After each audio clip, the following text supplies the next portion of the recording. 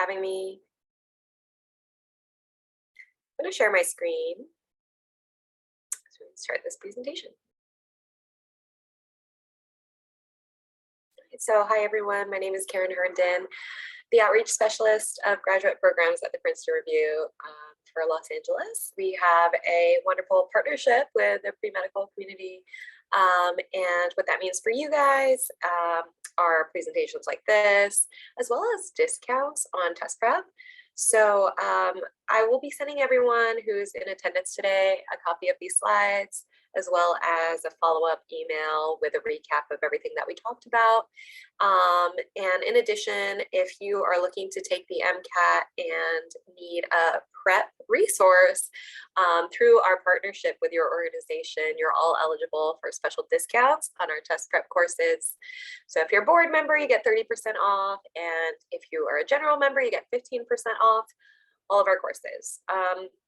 If you have any questions about what program is best for you when it comes to prepping for the MCAT, or if you have just general questions about your timeline and your journey, which we're going to be talking about today, absolutely feel free to use me as a resource.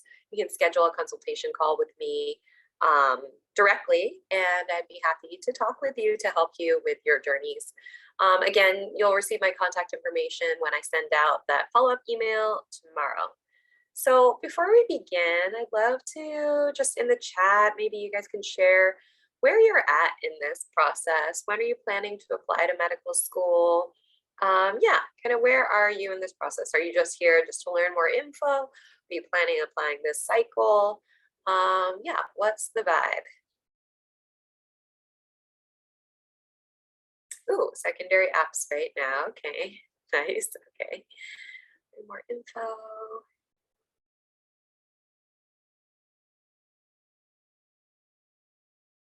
Okay, yeah. Okay.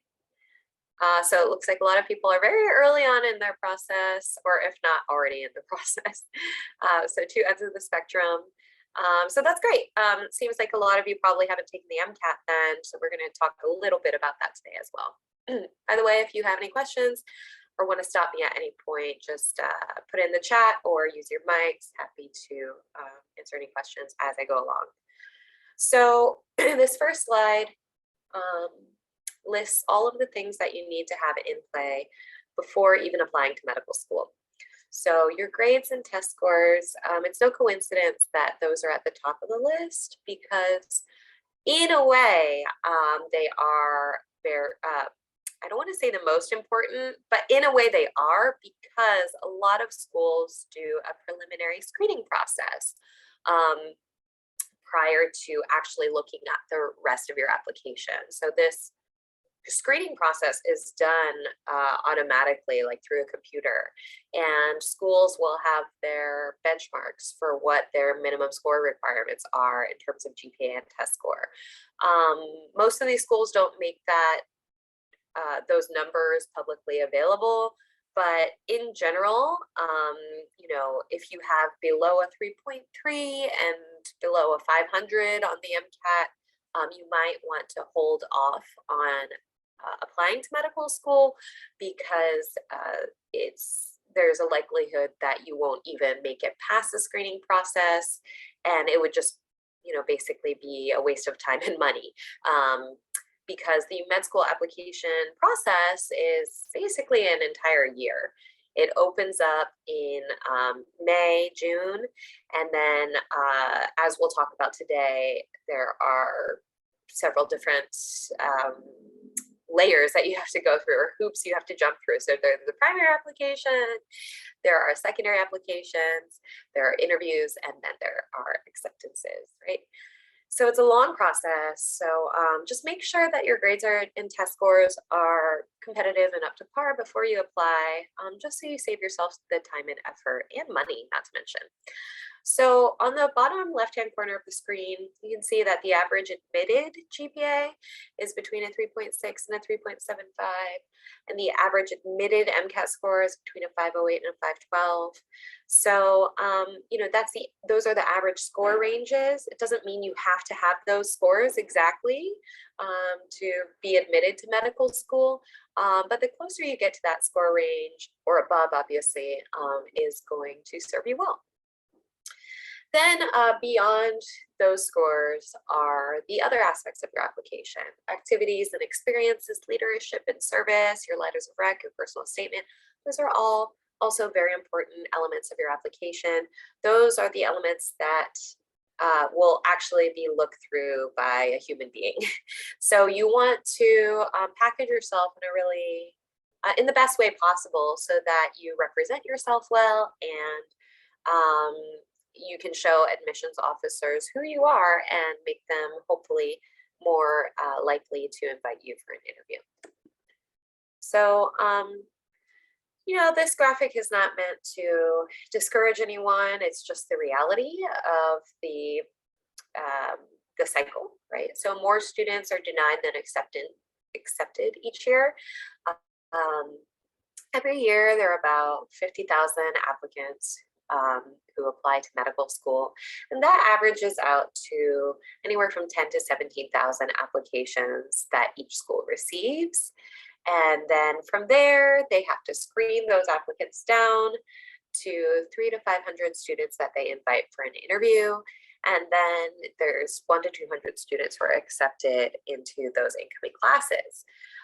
So all the more reason, or this kind of illustrates better why they do that preliminary screening process, because if they have to sift through, one by one, 17,000 applications, it's just nearly impossible. So that is why they do that automatic screening. And and so as you look at this funnel, it can be intimidating, but it's just important to know the reality of the competitive nature of this process, so that you could be prepared. So we'll talk a little bit about the MCAT. I'm going to spend a little time on this just because it seems like a lot of you are, early on in the stages of this process. So seems like maybe many of you have not taken the MCAT yet. So we'll just take a little bit of time to talk about that. So the MCAT, you want to make sure that you've taken all of these prerequisite courses before you actually take the exam. So the first year of bio, physics, gen chem, and OChem, as well as the first semester of biochem, psychology, and sociology. So no need to start prepping for the MCAT until you've actually taken all of these courses, because this is the content that's tested on the exam. This is the breakdown of scoring. So the score range per section is between a 118 and 132, with a composite score being between 472 and 528. The average composite score, not the average of students who are accepted to medical school, but the average of all test takers, is 500, with 125 per section kind of being the mean score. So if you're looking at a typical bell curve, this falls right in the middle, but those are not the scores that you want to shoot for. You want to shoot closer to, 510 or above. So and these are the sections of the exam. The MCAT schedule for 2023 was just released semi-recently. Registration for the January, March, April, May, and June administrations of the exam opened last week, Wednesday.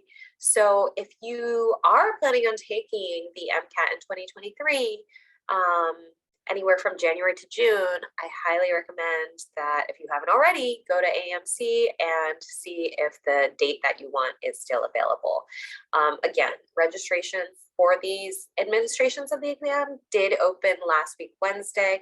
They do tend to fill up very quickly, like registration opening day on the 26th, I believe. The AMC saw heavy traffic on their website during that on that day, and a lot of the times the the test days fill up, especially for certain locations. So make sure that you plan accordingly. And we are talking about timeline today. So this is definitely an important aspect of your timeline, is figuring out when you're going to take the MCAT. And then from there, working backwards from that test date in terms of how you're going to prep, how much time you need, and fitting that into your schedule. Any questions so far? Feel free to drop it in the chat. And by the way, the July, August, and September test dates, the registration hasn't opened for those yet.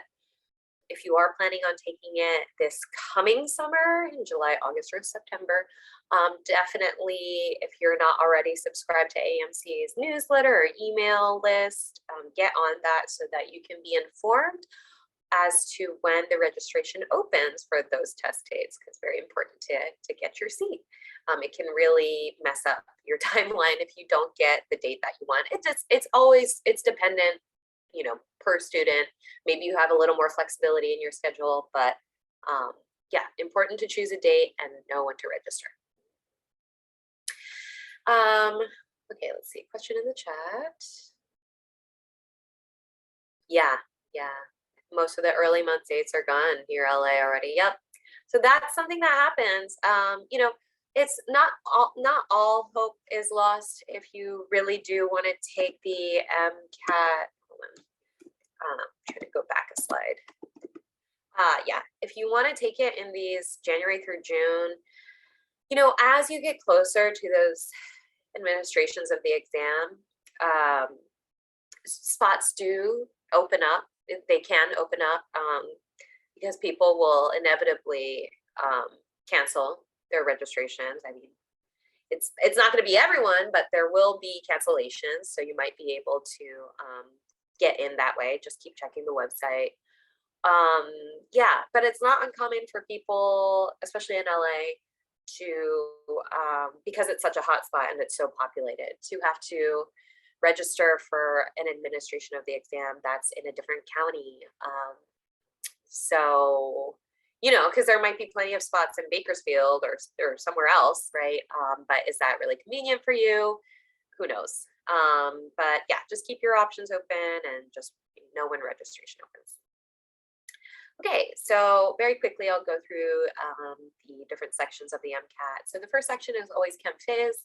Here's a breakdown of the topics and the percentages of these topics tested within the section. And then the format is going to be the same for all science sections.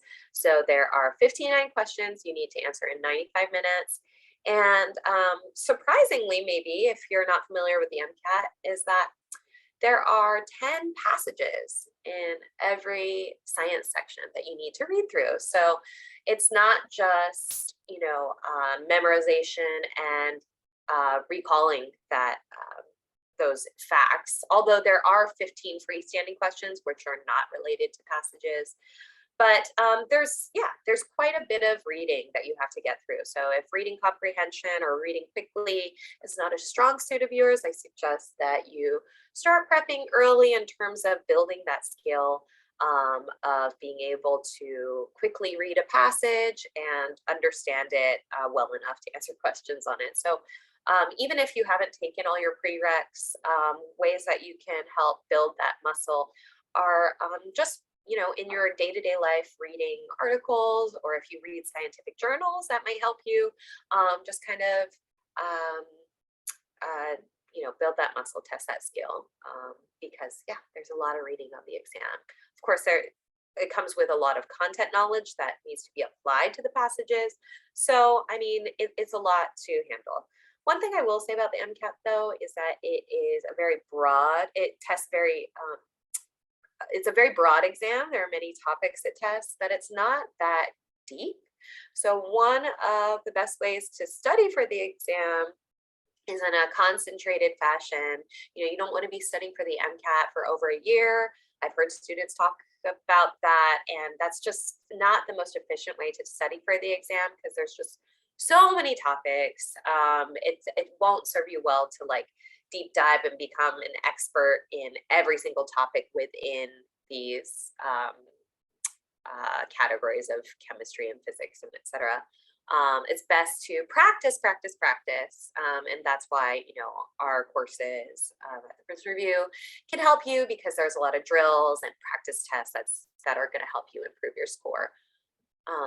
Second section of the exam is CARS, Critical Analysis and Reasoning Skills. This is the only section that's 90 minutes, slightly fewer questions, 53 questions instead of 59. And there's no freestanding questions because all of the answers in this section are going to be based on the passages that you read. So you don't need to come in with any prior knowledge, content knowledge for CARS. It's just all about your critical analysis and reasoning skills. Third section is always going to be biochem. Here's a breakdown, same format. And last section will always be psych-soc. Majority of the questions are psychology, but 30% are sociology and just a little bit of bio, and same format. So this is what the test day looks like. It's basically, you're going to be there for 8 hours because you're probably going to show up a bit early to get situated. And then once the exam begins, you do have 10-minute breaks between the first and second and the third and fourth section, and then you have a lunch break between halfway through the exam. We definitely recommend that you take all the breaks that they give you, even though they're optional, just so that you can give your brain a rest and fuel up on, lunch and water and food to power through this very long day. Okay, so we talked about the importance of your GPA and your MCAT scores, but why do applicants that meet those minimum score requirements still not get a seat at a medical school? So these first two rings, missing components and applying at the wrong time, these are some reasons why students might not get in. Okay, so first, missing components. If literally you don't have your official MCAT score in on time, or if your letters of rec were not submitted by your letter writers, then that can absolutely affect your application. And that goes hand in hand with applying at the wrong time, or rather applying at the right time. So one of my biggest pieces of advice when it comes to applying to medical school is applying the day that the application is eligible to be submitted. So they do open it early so that you can start filling in your information. And then usually around the first week of June, I believe, Ilana, you just went through that process. Was it June? Yeah, first week of June is when you can submit. And you want to submit as soon as you can, because if there are any delays, again, with those missing components, let's say your letter writers, you didn't follow up with them, you didn't realize, you submitted the rest of your application, but you found out a couple months later that your letter writer never submitted their letters of rec, or something along those lines, something was missing, that's going to delay the rest of your application, because your primary application is not going to be verified until you have all of the components in.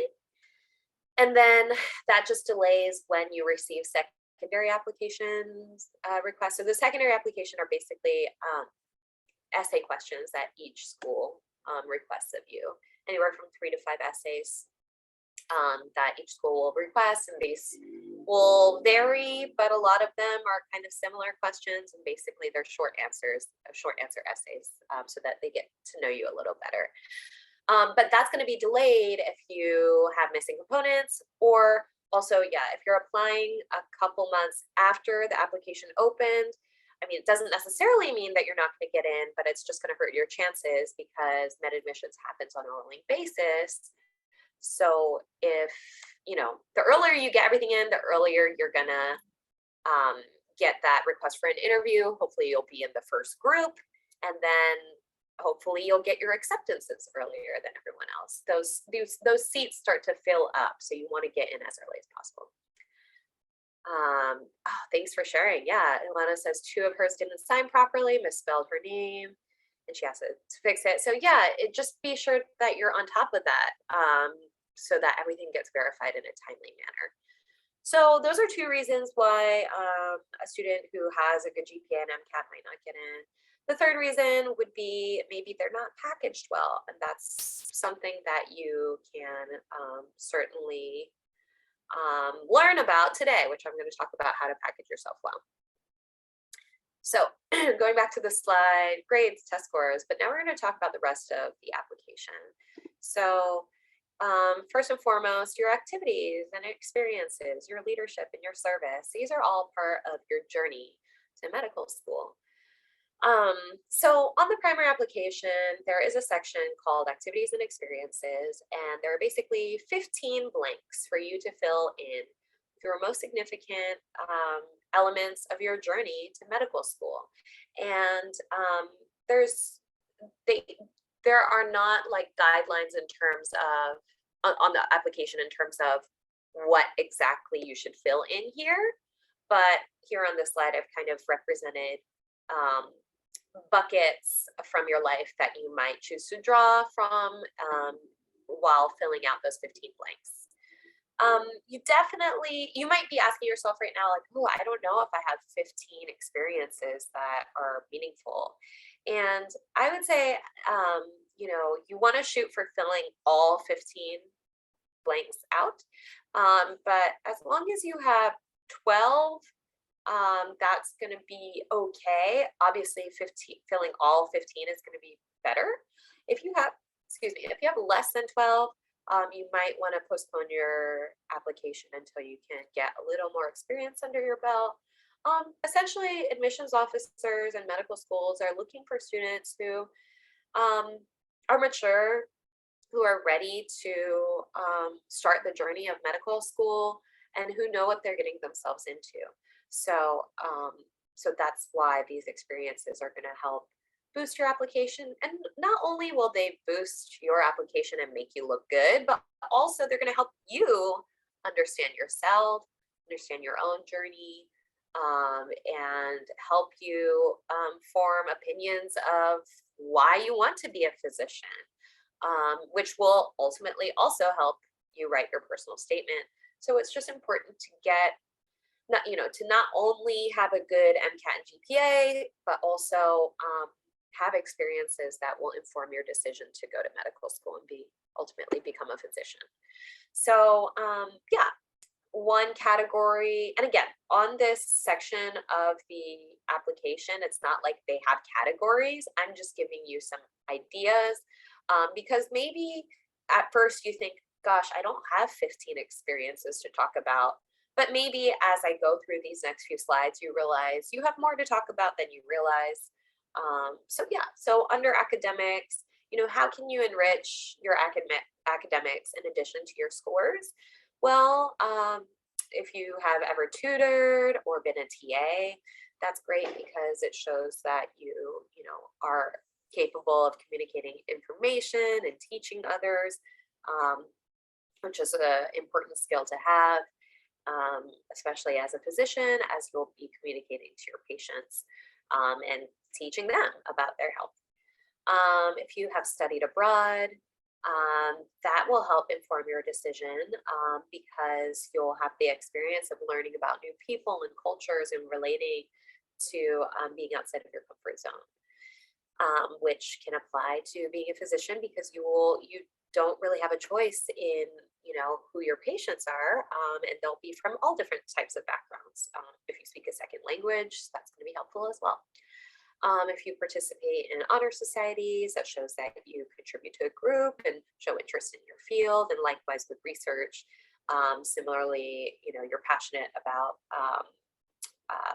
science and learning about your failures, learning how to persevere and work as a team.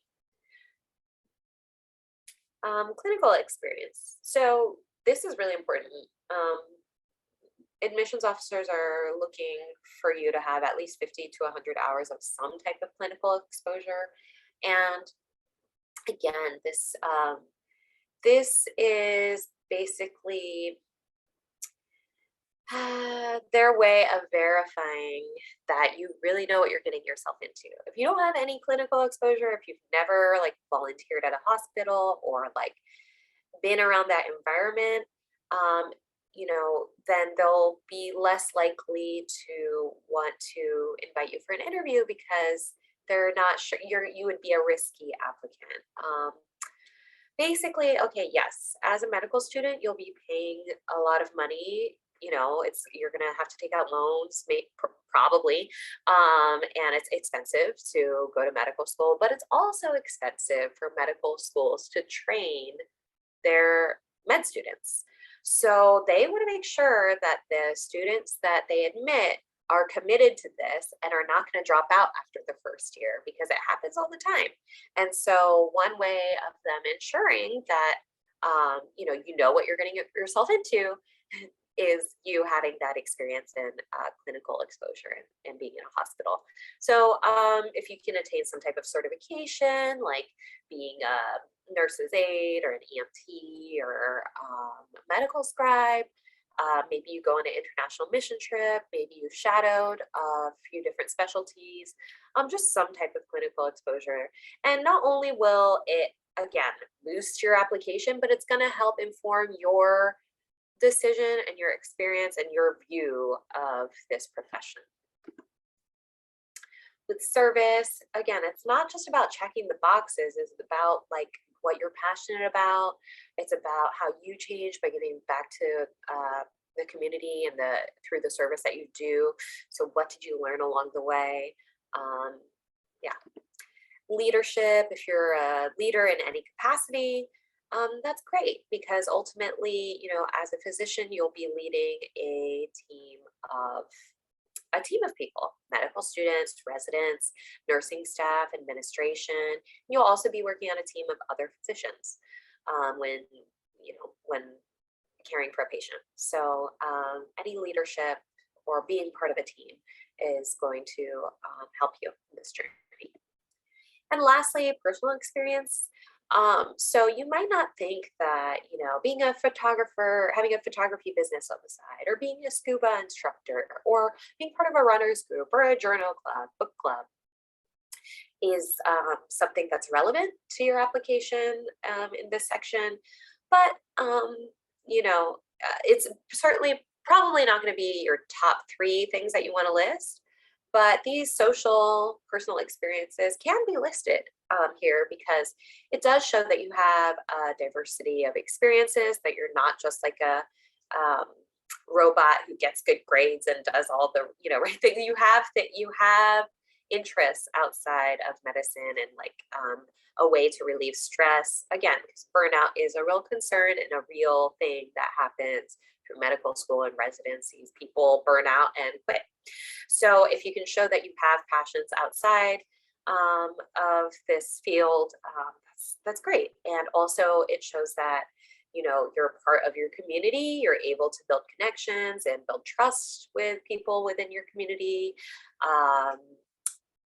And it shows you can bring diverse background of experiences to that incoming medical class.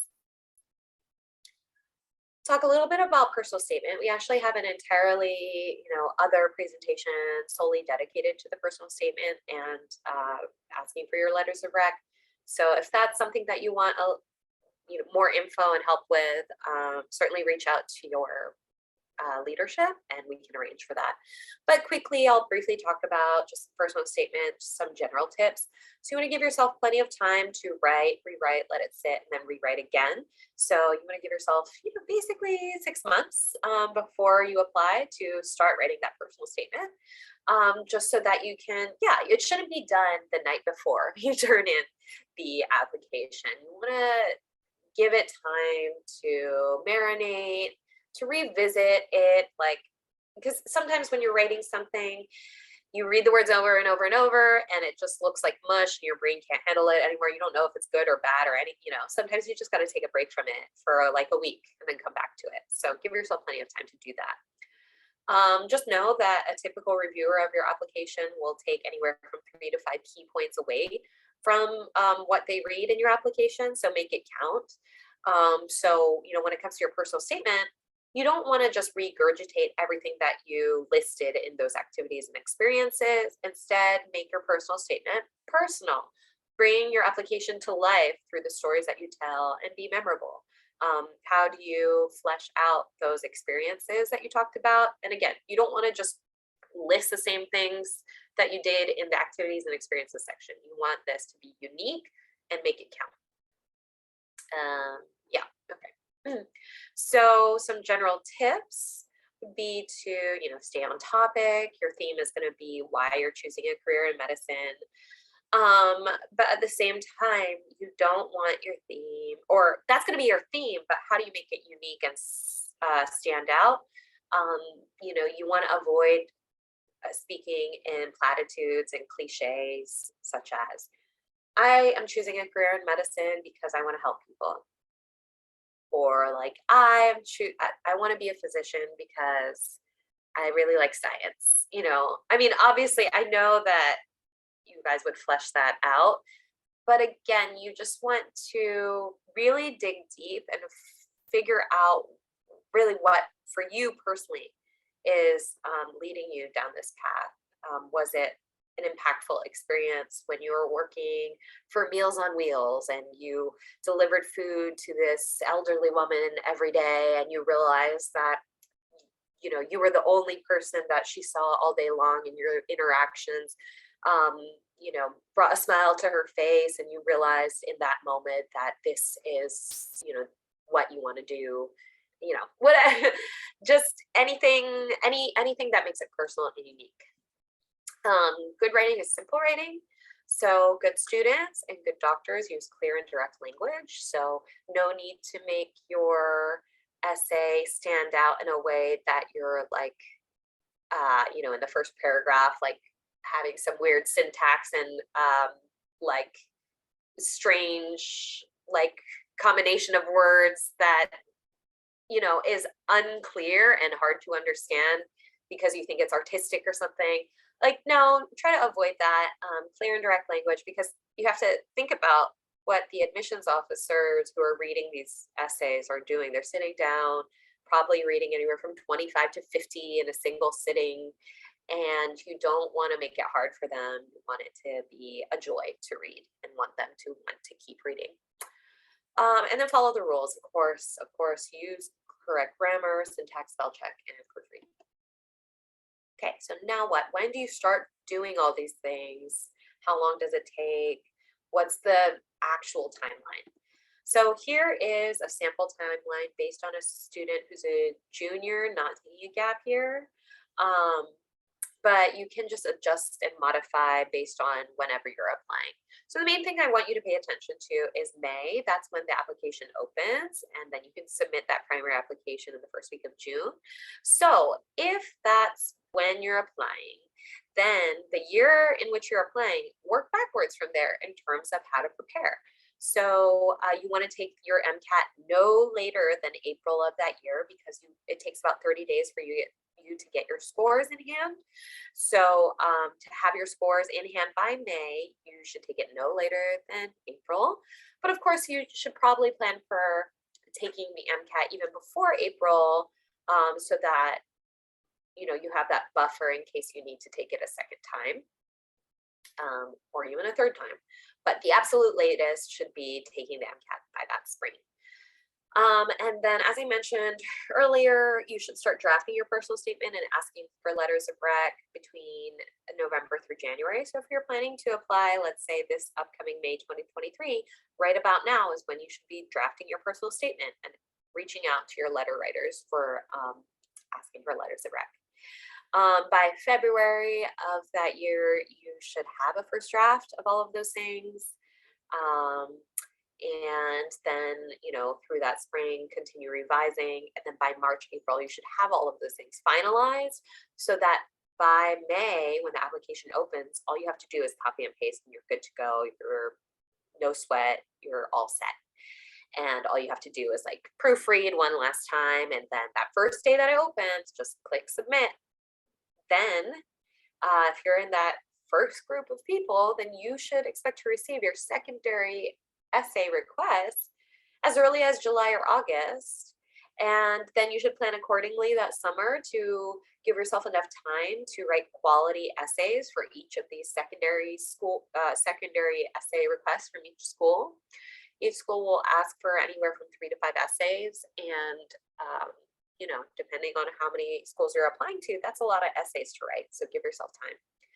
And then once those are submitted, then the earliest interviews are granted in August, but they will go through January. And then your first acceptances might happen in mid-October, but they will continue.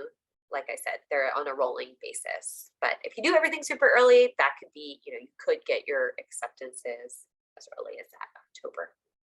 So that's the timeline. Any questions on this? Okay, so what is your solution? Okay, so we have a free tool on our website. I'm actually going to send you a link to this in the follow-up email.